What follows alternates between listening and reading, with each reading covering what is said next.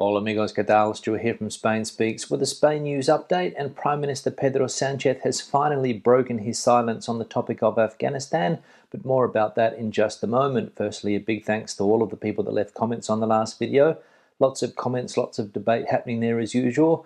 Thanks to people that supported the channel by buying merchandise, and a big thanks to my patrons on Patreon for your continuing support. Now, let's get into the news, and as I said, Prime Minister Sánchez has broken his silence on the topic of Afghanistan. He hasn't spoken much, he's been a bit quiet on the topic, and he's had a lot of criticism about it. But all that has now changed, and Pedro Sánchez insists that the last 20 years in Afghanistan have not been in vain. The president of the government, Pedro Sánchez, has assured this Saturday that the last 20 years of mission in Afghanistan have not been in vain, despite the arrival to power of the Taliban that has triggered the collapse of the Central Asian country, and has assured that the government has been aware of the situation from the first second. "We are in the thick and thin of things," assured the president, who appeared for the first time since the outbreak of the Afghan crisis after visiting the Torrejón de Ardoz air base together with the president of the European Council, Charles Michel, the president of the European Commission, Ursula von der Leyen, and the EU High Representative for Foreign Affairs, Josep Borrell. So Sánchez, as I said, breaking his silence and saying that the last 20 years in Afghanistan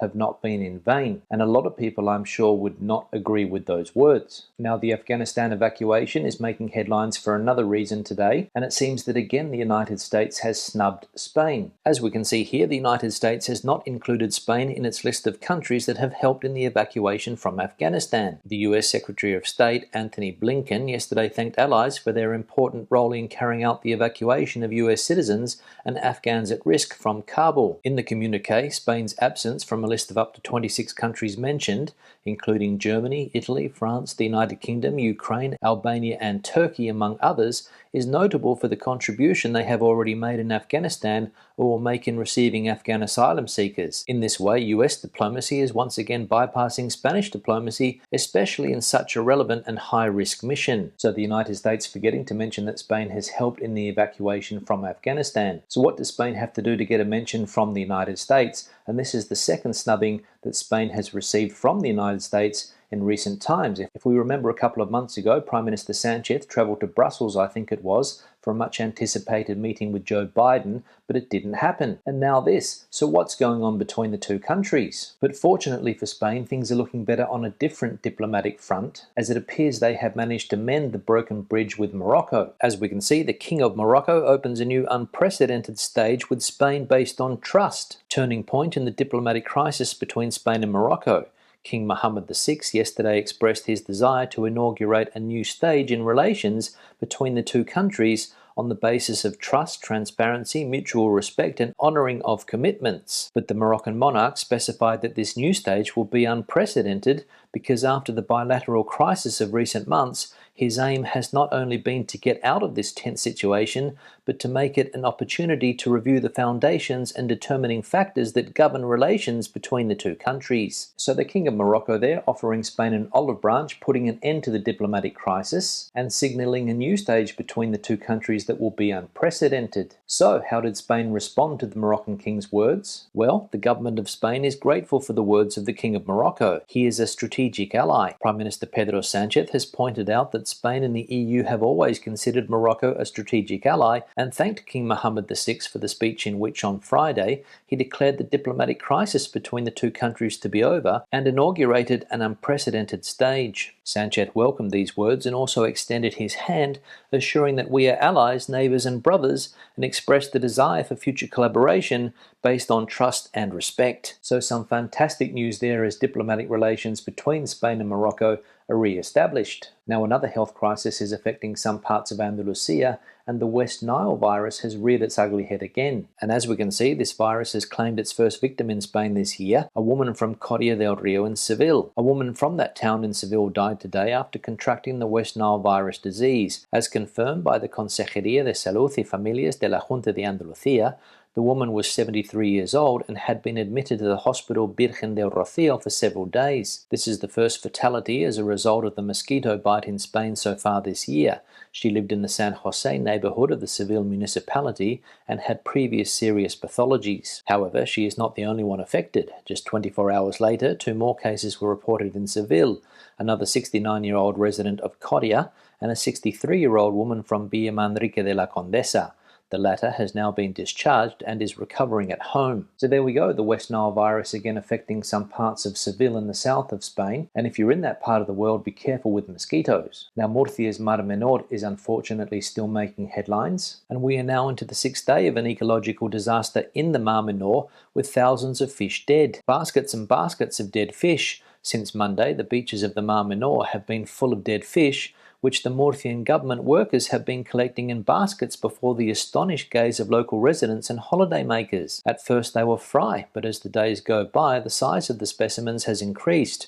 On Tuesday, the 17th of August, the Murcian government had collected 250 kilos of fry, a figure that has not been updated to date. The cause of the mortality is a drop in oxygen, hypoxia, at certain points in the lagoon, according to a spokesman for the autonomous community. The number of dead fish has forced the closure of Cartagena's beaches on the part of the Mar Menor from Cala del Pino to Playa Honda. This was coming, the experts had already warned. So an ecological disaster down there in the Mar Menor in Spain's autonomous region of Murcia. And this is something that viewers of this channel saw coming when various people in the comment section spoke about green waters in that part of Spain. Now let's have a look at a summary of the health situation in Spain. We can see that the accumulated incidence rate for the last 14 days now down to 345.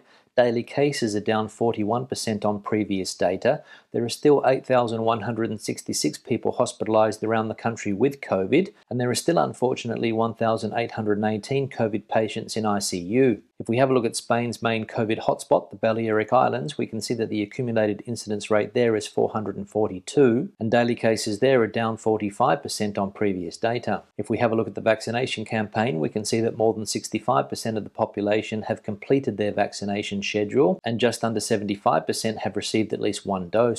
Now, the UK is making headlines in the Spanish press today, and apparently Spanish restaurant owners there are having trouble finding staff. As we can see, and according to this newspaper, the UK faces labour shortages. It's Friday, 5 o'clock in the afternoon, and the customers are arriving at the Iberica restaurant in Victoria next to Westminster, one of the busiest areas of London. The restaurant has 2 floors, large interior spaces, huge windows, and a very familiar atmosphere. There are still few customers at this hour. Victoria is basically an office area, but offices are not yet fully open. Little by little, after Brexit and the pandemic, Iberica is slowly getting back to normal, like the rest of the catering sector and the rest of British business. The British economy is only just waking up, and the impact of Brexit is beginning to be felt. The biggest impact we have had is in recruitment, in bringing new people into the teams. There is a shortage of candidates, and above all Spanish candidates, who are the best ambassadors of what we try to share with people, which is Spanish culture and gastronomy, explains Ivan de la Viuda, general manager of the Iberica restaurant. So there we go. According to that newspaper, some of the effects of Brexit starting to be noticed in the restaurant sector, especially when it comes to hiring foreign staff to work in foreign restaurants that are looking for authenticity. Now let's have a look at some of the comments from previous videos. One here from Dave in Ibiza. At least part of it could be the Airbnb effect.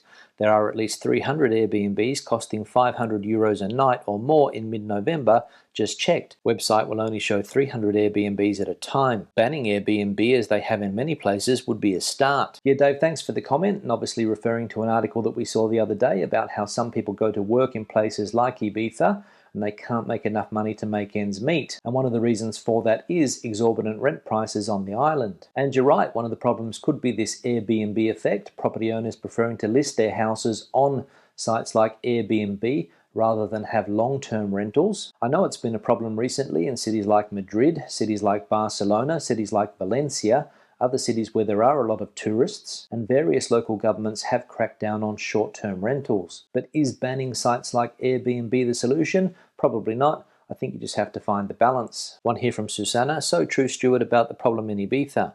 Has been getting worse year by year, and locals are finding it impossible to rent buy properties as prices just keep soaring, also creating problems for doctors, nurses, police, etc. to accept jobs here, leaving us with chronic shortage of workers. I think it's time to put a control on foreign buyers and their mega mansions. Yes, Susana, thanks for the comment. And also related to high rent prices in places like Mallorca, essential workers, doctors, nurses, police, as you mentioned there, have trouble going to places like that and finding a place to live. And some police that I have spoken to do not want to be posted in places like Ibiza. I saw that a few people responded to this comment. Somebody said that maybe you should increase salaries of essential workers if they go to places like Ibiza, Mallorca, and other tourist hotspots. That of course could be one of the solutions, but it wouldn't stop the price of accommodation going up. So it seems that it's a real supply and demand problem, a lot of demand and not a lot of supply. One here from Mike. I think Stuart was spot on with the comment about northern Spain, Galicia, Asturias and Cantabria in particular,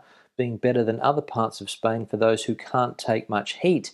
If high humidity is a problem for you too, it helps to have a mountain between your home and the sea. Alternatively, enjoy the mild winters, etc. on a southern coast, but get away for as much of July and August as possible. You can even let your home to summer tourists to fund your holiday and maybe make a profit. Yeah, Mike, thanks for the comment. And I think this comment relates to a comment that we saw the other day from somebody from Norway that was looking to come to Spain and live, but doesn't like hot weather, and he asked which were the better areas of the country to avoid the heat. I said the north of the country, of course, the places that you mentioned there, Galicia, Cantabria, Asturias, and there would also be some places in the Pyrenees where you could escape the heat. And you're right with what you mentioned there, that for some people it just gets too hot and humid. In fact, a few people have got in contact with me in recent times asking me about places in Spain to escape the heat. It's what I do. It's one of the reasons I come to this part of Portugal. And if you go to those places that you mentioned there in the comment, you will also find a lot of people that are escaping the heat. So heading south for the winter and north for the summer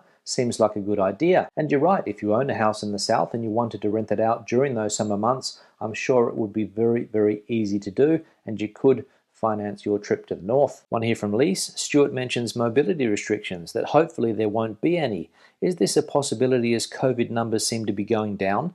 We are planning to travel around northern Spain, Canarias and Mallorca for 2 months in September. Are we overly optimistic? We are vaccinated and fully insured. Yeah, Lise, thanks for the comment, and you're right, I did mention something about this the other day. I said that I'm planning a trip to the south of Spain for later in the year, and I hope that there won't be any mobility restrictions. It is true that COVID numbers are going down at the moment. The health situation in Spain seems to be improving, and Spain seems to have overcome the 5th wave of this pandemic. Close to 70% of the population are fully vaccinated, so that's a positive. And I would like to think that mobility restrictions in Spain are a thing of the past. So I wouldn't be worried if I were you about traveling around Spain during the period that you mentioned there, September and October. I don't think much is going to change in the next couple of months, but as we have seen, the pandemic has been a roller coaster. We've been up, we've been down, we've been up, we've been down. So I'm going to try and stay optimistic and hope that the pandemic moving forward is kept under control and that we don't go back to a set of controls and restrictions in Spain anytime soon. One here from Janet. Thank you for the update, Stuart. You are looking very relaxed and well. Yeah, Janet, thanks for the comment and thanks for those kind words. I am feeling quite relaxed at the moment. I think it's got something to do with the fact that I'm on the coast, my natural environment, but things might change once I get back to that stressful city, which is Madrid, but hopefully it won't. On that note, I'll wrap the video up. Questions and comments, please leave them in the section below. Debate the situation out as you normally do. Give the video a thumbs up if you liked it, thumbs down if you didn't. I'll see you in the next one. Hasta luego.